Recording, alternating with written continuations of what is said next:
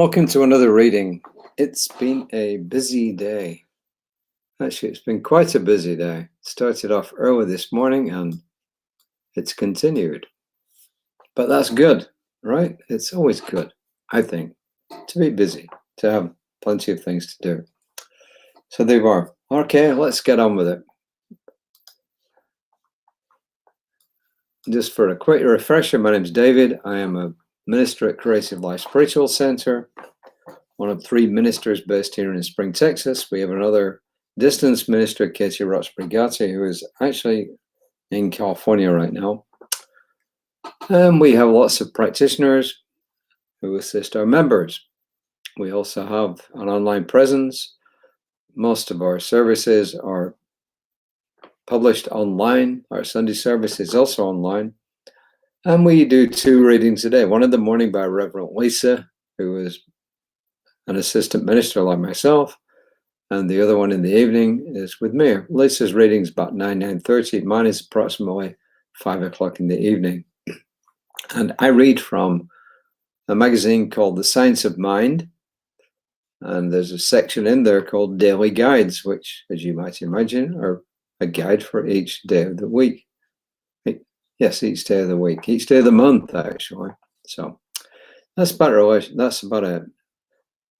Each month we have a different writer, so you get a nice healthy variety of ways of looking at things. We are a New Thought community. If you don't know what that means, you can look it up. Don't think New Age. It's different. New Thought. New Thought's been around really for millennia, but it started again in earnest in the mid-1800s. Today's reading and all this month's readings are by Reverend Jim Lockard, who is also an ordained minister with Centers for Spiritual Living, which is our parents' organization, and he currently lives in France with his wife. So that's a brief explanation, and here we are. Today is Abundance in Relationships. We had Abundance 101, 102, 103. Now we have different kinds of abundance relationships. This one is called Abundance in Relationships. First quote is from Pema Chodron, and she is an American Buddhist nun. She's an ordained nun.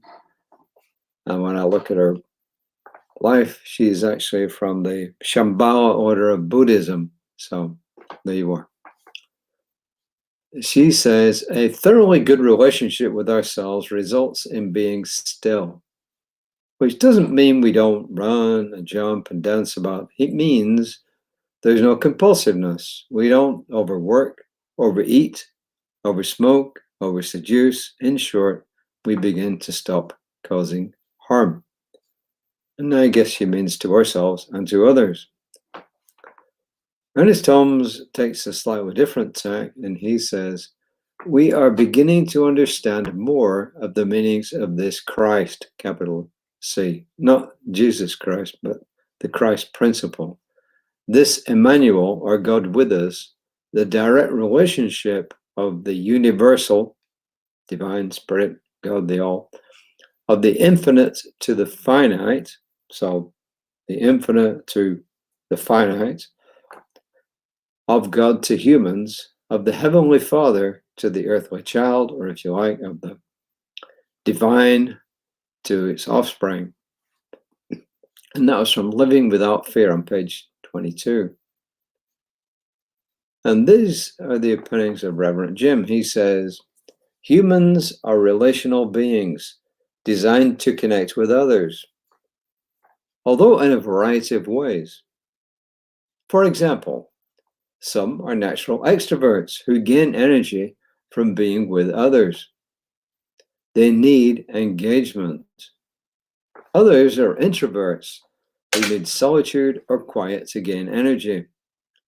They think things through before speaking and prefer less contact with others. He goes on to say, when I talk about abundance in relationship, I mean having sufficient connections to allow fulfillment. Each type of relationship has a different energy, and requires different expressions of who we are. The basis of relationships is that we're all part of spirit, the divine, the all, like all expressions of a single intelligence, that's capital I, individualized and imbued with a unique version of that intelligence, where we are by design meant to be in relationship with one another and with other creatures. Relationships are symbiotic. There's a mutual benefit. We and those we are in relationship with become mutual teachers and students. We project aspects of ourselves onto others, who then mirror that back. And we have the opportunity to learn more about ourselves in the process. This is why self-honesty is critical for spiritual growth. We must be willing to see ourselves as we are so that we can adjust where appropriate. Understanding the essential nature of relationships and bringing the best of ourselves to our engagement with others works for everyone's benefit. Unless you're a solitary monk, male or female, living in isolation as a hermit, then you live in society, and in society, we need each other. Some people think they don't, but in reality, to some extent, large or small, we need each other. And he says that some people are introverts and some people are extroverts, and I think it's kind of partially true, but I honestly think it depends on the situation.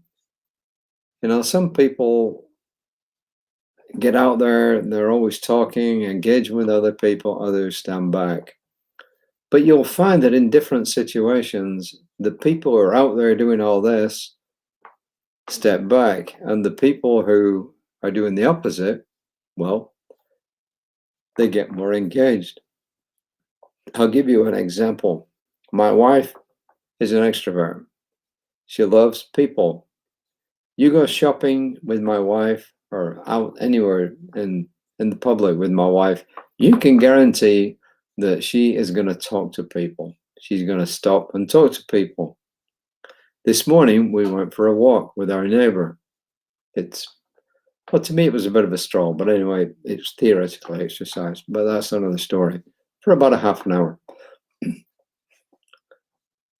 And on the way, we met several people walking their dogs, mostly.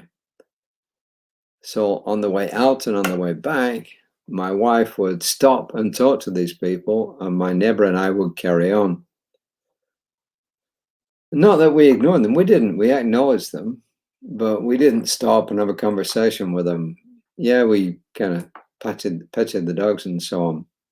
But that's how she is. You go shopping with her, she's going to talk to people. It's not really my style. But if you take other settings, it flips. For instance, in a Toastmasters setting or a speech setting, I love to get out in front of people and, quote, perform, unquote. But Barbara, she does it, but she does it kind of reluctantly. So in terms of giving speeches, giving talks in front of groups of people, large or small, the whole thing flips around where I like to be there and I like to do it and I like to interact with the people.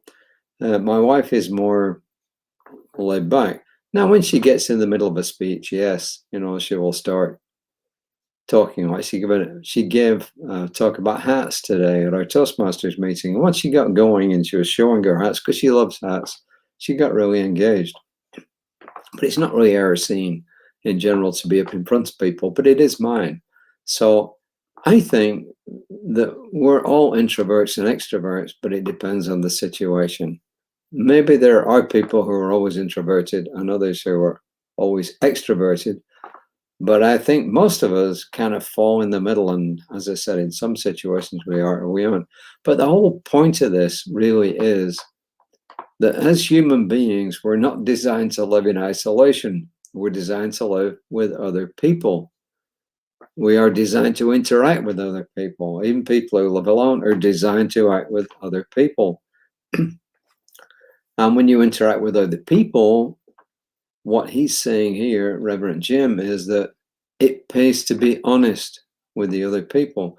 And the only way to be honest with other people is if you've been honest with yourself in the first place. So what we're saying is that sometimes we have to do our spiritual work in order to be open and vulnerable and acknowledge to ourselves our strong points, our weak points, our good things and our failings, so that when we interact with other people, we can be open and honest with them as well. So that's what I take away from this reading. He says, I'm an individualized expression of spirit, connected at the soul level to everyone and everything. So that's another thing, actually. This is part of his affirmations. So in other words, whether you're an introvert or an extrovert, you are connected at some level, at some subconscious level, with everything, the whole universe and everything in it. And then he says, I bring the best of myself into relationships of all kinds with a sense of humility. Yeah, fair enough. We don't go in bragging about everything. But like everything else, like Pema Chodron said, we got to take a middle ground. I find people promoting lots of extreme things. You've seen it yourself on the internet. They promote really extreme things, extreme diets, extreme exercise. But that's not for most people. Most people want some kind of balance in their lives. And that's what I strive for. I strive for balance. So I hope this was a good reading for you. I hope you got something out of it. As I understand it, the Science of Mind paper edition is still not around. I don't know what there was a delay a few months ago, and there was some issue with the people who distribute it for us. But anyway, at least you got this, right? Yep. I hope you enjoy. I hope you're enjoying the readings this month. As I said before, I don't always agree with everything every writer says, and I'm honest and I'll be open and I'll tell you if I don't agree with them. So, and I've disagreed with. You're not being all that pleased with some of the ones this month. Today was a good one. Relationships, yes, we are in a relationship. We're built to be in relationship. So. That's my 10 cents worth. Tune in to Reverend Lisa tomorrow morning. Come back tomorrow evening around about 5. I know I've got stuff going on tomorrow evening, but I will be back. I guarantee, whether it's 4 o'clock, 5 o'clock, 6, 7, 8, 9 o'clock even sometimes, I'll be back. So tune in to us. And if you got any requests, prayer requests, any kind of request, let us know. You got our email address. You've got info@creativelife.org, info@creativelife.org. You've got my information on there. Let us know. Also, please promote these for us. We would truly appreciate that.